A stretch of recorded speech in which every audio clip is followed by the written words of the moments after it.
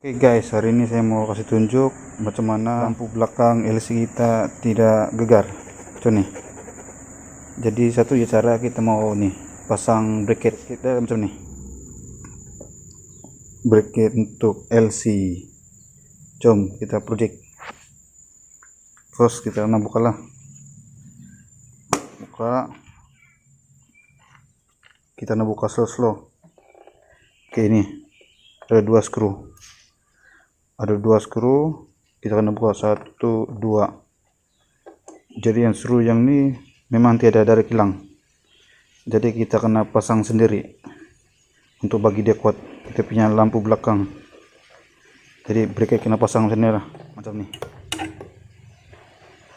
Jadi kita pun tidak payah risau dia ada nut, siap-siap, tinggal kita pasang skru ya.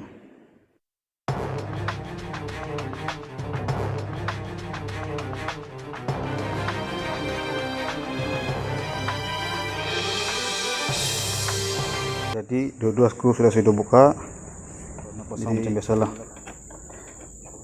simple saja.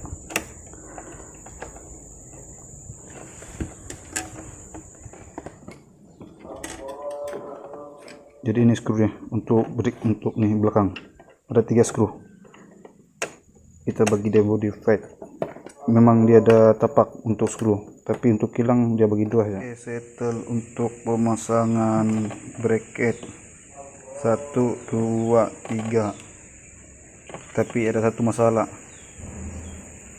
ini tidak boleh masuk lubang sebab ada skru, jadi kena potong lah. Tapi kalau sayang buat macam ni masuk ya, biarkan.